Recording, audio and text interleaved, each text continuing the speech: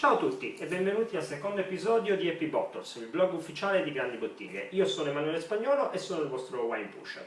Come promesso, oggi vediamo quali sono le caratteristiche che una bottiglia di annata deve avere per considerarsi, almeno esteriormente, a posto, ossia per avere delle ottime possibilità di essere bevuta. Come vi ho detto già nello scorso episodio, la degustazione di una bottiglia di annata non è mai una cosa facile e presenta sempre un grado di percentuale, diciamo che le cose non possono non andare bene, proprio perché bottiglie che hanno 30-40 anni hanno comunque un grado di rischio che è incalcolabile, dato dal fatto che il vino è un prodotto naturale, che non è diciamo così, racchiudibile in schemi precisi. Vediamo comunque quali che sono le caratteristiche che ci dicono se una bottiglia ha delle buone possibilità, diciamo così, di essere bevuta. Beh, intanto lo stoccaggio, se potete visionare la cantina dove è stata tenuta la bottiglia, e se c'è una buona umidità, una buona temperatura e assenza di vibrazioni, è già una delle cose più importanti. Insomma, la cantina ci dice tanto di quello che poi può essere l'evoluzione del vino all'interno della bottiglia. Ma partiamo sostanzialmente dalla bottiglia, ricordandoci anche che se abbiamo delle bottiglie a casa, la posizione giusta di stoccaggio della bottiglia per poter essere conservata nel corso degli anni è quella in orizzontale. Questo perché è molto importante che il tappo all'interno della bottiglia possa restare umido. Restando umido il tappo non si secca, e non seccandosi si evita diciamo così, il problema che il tappo possa in qualche modo creparsi e quindi possa entrare ossigeno all'interno della bottiglia. Quello che è importante per poter vedere le caratteristiche del vino all'interno della bottiglia è quella della possibilità di avere una luce dietro la bottiglia, che ci permette di vedere il livello e il colore del vino. Queste sono le due caratteristiche che sono fondamentali.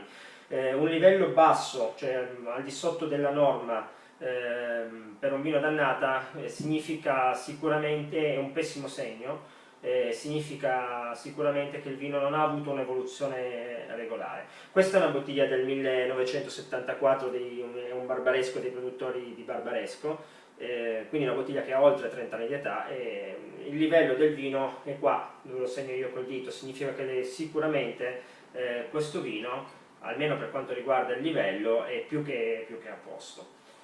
È importante, però dicevo, munirsi di una luce, quindi una lampadina è l'ideale. Io spesse volte quando vado ad acquistare bottiglie d'annata dai miei fornitori mi premunisco anche proprio di una piccola lampadina come questa, semplicemente una lampadina LED, e mettendomi in questa maniera cerco di passarla lungo tutta la lunghezza della bottiglia, in questo caso un'albeisa, per cercare di, oltre che naturalmente vedere il livello, do un'occhiata anche al tappo, che abbia l'altezza giusta, che non sia sceso, che al di sopra della capsula non ci siano sostanzialmente, non sia sceso all'interno, e poi cerco di visionare quello che per me è l'elemento più importante quando vado a guardare una bottiglia d'annata, ossia la limpidezza del vino.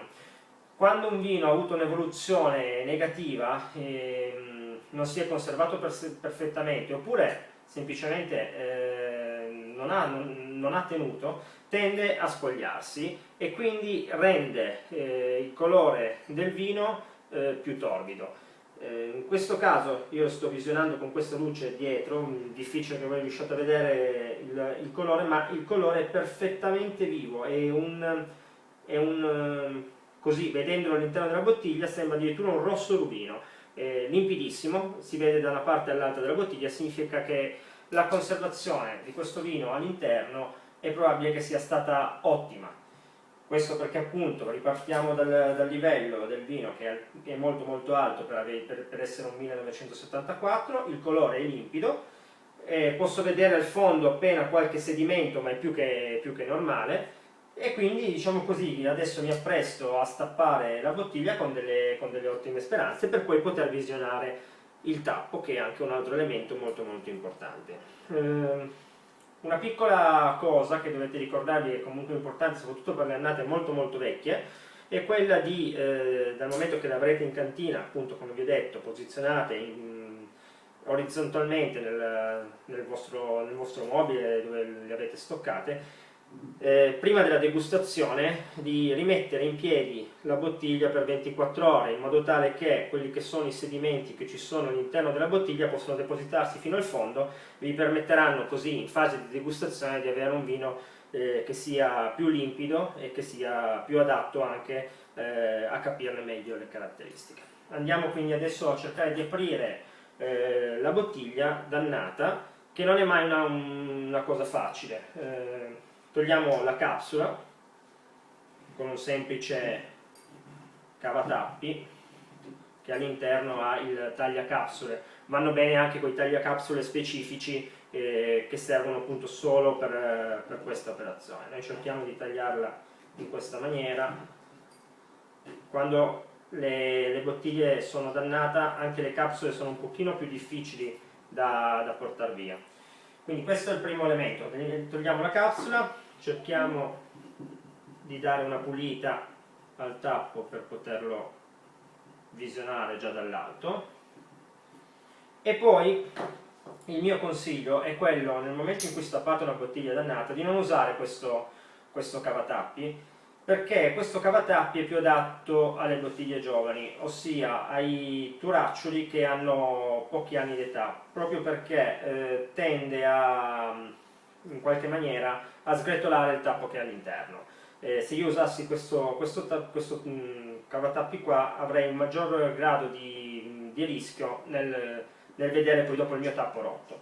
Quello che è il cavatappi giusto è questo qua, che è un cavatappi specifico, adatto unicamente appunto per le bottiglie vecchie, è munito di 2 lamelle che devono essere messe nelle pareti del tappo. In questa maniera qua noi, una volta che è all'interno, si può tirare il tappo senza farlo sgretolare, facendo in modo anche che non vada a sporcare il vino all'interno. Il cavatappi è proprio così, molto semplice, con due lamelle all'interno. Il problema, è la fase un pochino più delicata che richiede attenzione, è quello dell'inserimento all'interno della bottiglia, proprio perché spesse volte il tappo va ad attaccarsi in maniera molto solida alle pareti, quindi è difficile entrare.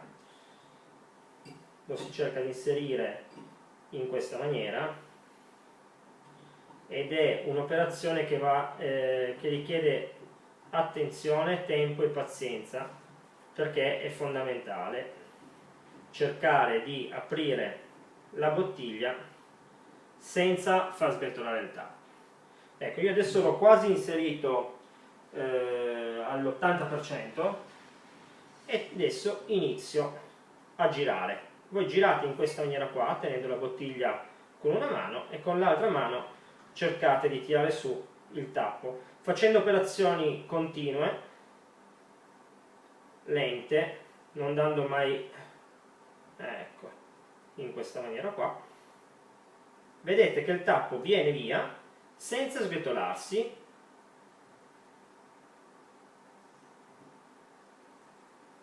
e praticamente siamo riusciti adesso a togliere il turacciolo senza appunto avere problemi di nessun genere. Il tappo era in perfette condizioni, vedete che proprio viene preso dalle 2 lamelle. È molto comodo questo cavatappi, vi consiglio di acquistarlo se deciderete di degustare delle bottiglie dannate, perché vi risolverà un sacco di problemi.